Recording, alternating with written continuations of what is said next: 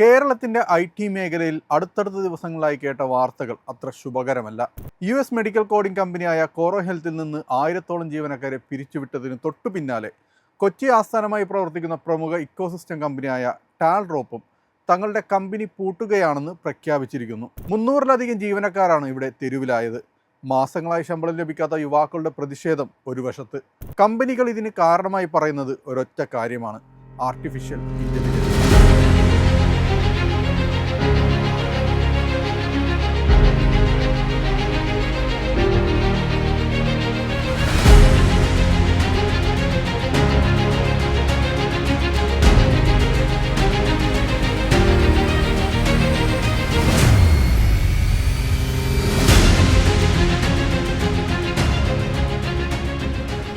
തങ്ങൾ AI യുഗത്തിന് അനുയോജ്യരല്ലെന്നും സാങ്കേതികവിദ്യ മാറിയതാണ് പ്രതിസന്ധിക്ക് കാരണമെന്നുമാണ് Talrop management അവകാശപ്പെടുന്നത്.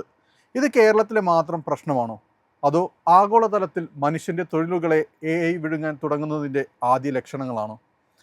AI യഥാർത്ഥത്തിൽ തൊഴിൽ കവരുമോ, അതോ പുതിയ സാധ്യതകൾ തുറക്കുമോ? ഒപ്പം നമ്മുടെ വിദ്യാഭ്യാസ രംഗം ഈ മാറ്റങ്ങളെ ഉൾക്കൊള്ളാൻ പ്രാപ്തമാണോ? കേരളത്തെ വിറപ്പിച്ച വലിയൊരു തൊഴിൽ പ്രതിസന്ധിക്കാണ് കഴിഞ്ഞ ദിവസങ്ങളിൽ കൊച്ചി സാക്ഷ്യം വഹിച്ചത്. കോറോ ഹെൽത്ത് എന്ന US അധിഷ്ഠിത കമ്പനി 800-ഓളം ജീവനക്കാരെ പെട്ടെന്ന് പിരിച്ചുവിട്ടതിന് പിന്നാലെയാണ് ടാൽറോപ്പിലെ കൂട്ടപ്പിരിച്ചുവിടൽ വാർത്ത പുറത്തുവരുന്നത്.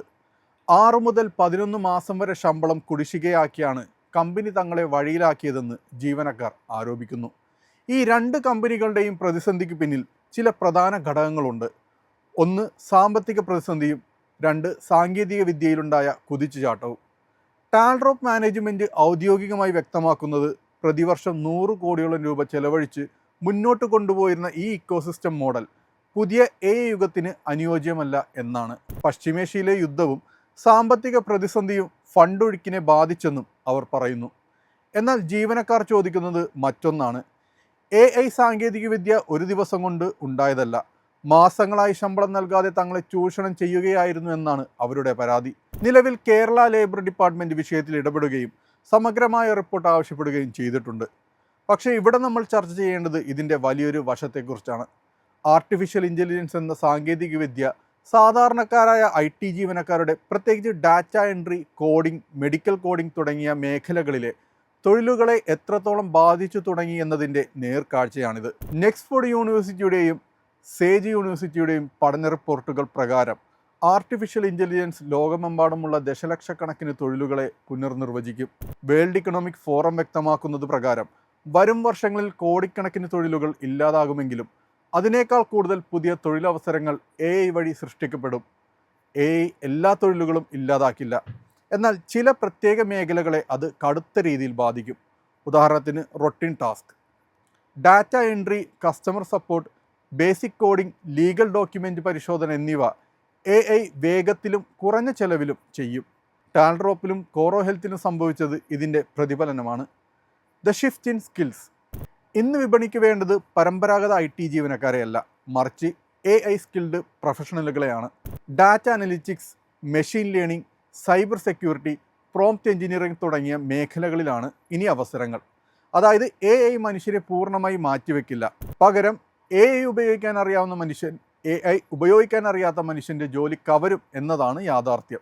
തൊഴിൽ വിപണിയിലെ ഈ മാറ്റങ്ങളെ നേരിടണമെങ്കിൽ നമ്മുടെ വിദ്യാഭ്യാസ രംഗം മാറിയേ തീരൂ. യുനെസ്കോ പുറത്തുവിട്ട പഠന റിപ്പോർട്ട് പ്രകാരം വിദ്യാഭ്യാസ രംഗത്ത് AI വലിയ വിപ്ലവമാണ് സൃഷ്ടിക്കുന്നത്. എന്നാൽ അതിനൊപ്പം ചില ഗുരുതരമായ പ്രതിസന്ധികളും അത് മുന്നോട്ട് വെക്കുന്നുണ്ട്. വിദ്യാഭ്യാസ രംഗത്തെ AIയുടെ സ്വാധീനത്തെക്കുറിച്ച് 21K school, university of Canada west എന്നിവ നടത്തിയ ആഴത്തിലുള്ള പഠനങ്ങൾ വിരൽ ചൂണ്ടുന്നത് ഇതിൻ്റെ ഗുണദോഷങ്ങളിലേക്കാണ്. സാങ്കേതികമായി നോക്കിയാൽ ഓരോ കുട്ടിയുടെയും ഭൗതിക നിലവാരവും പഠന വേഗതയും തിരിച്ചറിഞ്ഞ് അവർക്കായി പാഠ്യപദ്ധതികൾ വ്യക്തിഗതമായി പുനഃക്രമീകരിക്കാൻ AIക്ക് സാധിക്കുമെന്നതും, പരീക്ഷാ പേപ്പർ മൂല്യനിർണ്ണയവും അഡ്മിനിസ്ട്രേറ്റീവ് ജോലികളും AI ഏറ്റെടുക്കുന്നതിലൂടെ അധ്യാപകർക്ക് കുട്ടികളിലേക്ക് കൂടുതൽ ശ്രദ്ധ നൽകാൻ സമയം ലഭിക്കുമെന്നതും, ഭൂമിശാസ്ത്രപരമായ അതിരുകളില്ലാതെ മികച്ച അറിവുകൾ ആഗോളതലത്തിൽ ലഭ്യമാക്കുമെന്നതും ഇതിൻ്റെ വലിയ ഗുണങ്ങളാണ്. എന്നാൽ ഇതിൻ്റെ മറുപുറം പരിശോധിച്ചാൽ ഒരു അധ്യാപകനും വിദ്യാർത്ഥിയും തമ്മിലുള്ള വൈകാരികമായ ആശയവിനിമയത്തിലൂടെയും മനുഷ്യബന്ധങ്ങളിലൂടെയും മാത്രം പകർന്നു നൽകാൻ കഴിയുന്ന ധാർമ്മിക മൂല്യങ്ങളും ജീവിത പാഠങ്ങളും ഡിജിറ്റൽ സ്ക്രീനുകൾക്ക് നൽകാനാവില്ലെന്നതും, അസൈൻമെൻറ്റുകൾക്കും പഠനത്തിനും ChatGPT പോലുള്ള ടൂളുകളെ അമിതമായി ആശ്രയിക്കുന്നത് കുട്ടികളുടെ സ്വാഭാവികമായ ചിന്താശേഷിയെയും മൗലികമായ സർഗാത്മകതയെയും തളർത്തുമെന്നതും കടുത്ത വെല്ലുവിളിയാണ്. ഇത്തരം അത്യാധുനിക AI സാങ്കേതിക വിദ്യകൾ സാമ്പത്തികമായി മുൻപന്തിയിൽ നിൽക്കുന്ന വിദ്യാലയങ്ങൾക്കും കുടുംബങ്ങൾക്കും മാത്രം പ്രാപ്യമാകുമ്പോൾ സാധാരണക്കാരായ വിദ്യാർത്ഥികൾ വീണ്ടും പാർശ്വവൽക്കരിക്കപ്പെടുന്ന ഒരു ഡിജിറ്റൽ ഇനീക്വാളിറ്റി വിദ്യാഭ്യാസ രംഗത്ത് സൃഷ്ടിക്കപ്പെടുമെന്ന മുന്നറിയിപ്പും ഈ പഠനങ്ങൾ നൽകുന്നു. ടാൽഡ്രോപ്പ് പോലുള്ള ഒരു കമ്പനിയുടെ തകർച്ചയോ അല്ലെങ്കിൽ കൂട്ടപ്പിരിച്ചുവിടലോ കേവലം ഒരു സാങ്കേതിക മാറ്റമായി കണ്ട് നമുക്ക് തള്ളിക്കളയാനാവില്ല. അത് നൽകുന്ന ചില ശക്തമായ മുന്നറിയിപ്പുകളുണ്ട്. പാഠ്യപദ്ധതി പരിഷ്കരണം. നമ്മുടെ സർവകലാശാലകൾ ഇപ്പോഴും പഴയ സിലബസുകളാണ് പിന്തുടരുന്നതെങ്കിൽ അവിടെ നിന്നിറങ്ങുന്ന ഉദ്യോഗാർത്ഥികൾക്ക് നാളെ ജോലി ഉണ്ടാകില്ല. സ്കൂൾ തലം മുതൽ AI ടൂളുകളെ ക്രിയാത്മകമായി എങ്ങനെ ഉപയോഗിക്കാമെന്ന് പഠിപ്പിക്കണം. അപ്സ്കില്ലിംഗ്. നിലവിലുള്ള ജീവനക്കാരെ പിരിച്ചുവിടുന്നതിന് പകരം പുതിയ സാങ്കേതിക വിദ്യകളിൽ അവർക്ക് പരിശീലനം നൽകാൻ കമ്പനികളും സർക്കാരും മുൻകൈയെടുക്കണം. എത്തിക്കൽ AI പോളിസി. AI കാരണം ജനങ്ങൾക്ക് തൊഴിൽ നഷ്ടപ്പെടാതിരിക്കാനും തൊഴിൽ സുരക്ഷ ഉറപ്പാക്കാനും ലേബർ നിയമങ്ങളിൽ ആവശ്യമായ മാറ്റങ്ങൾ വരുത്തേണ്ടതുണ്ട്. മാറ്റങ്ങൾ അനിവാര്യമാണ്. സാങ്കേതിക വിദ്യയെ ഭയപ്പെടുകയല്ല, മറിച്ച് അതിനെ നമ്മുടെ വളർച്ചയ്ക്കായി എങ്ങനെ ഉപയോഗിക്കാമെന്ന് പഠിക്കുകയാണ് വേണ്ടത്.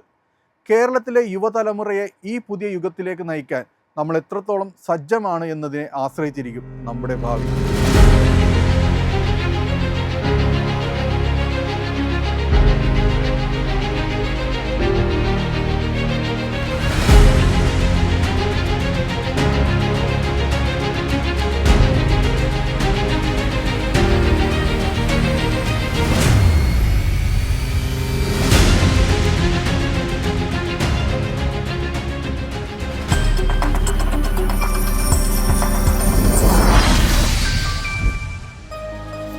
എളുപ്പത്തിൽ സമ്പാദ്യം വളർത്താം. ഇന്ന് തന്നെ മൈഫിൻ TV ആപ്പ് ഡൗൺലോഡ് ചെയ്യൂ.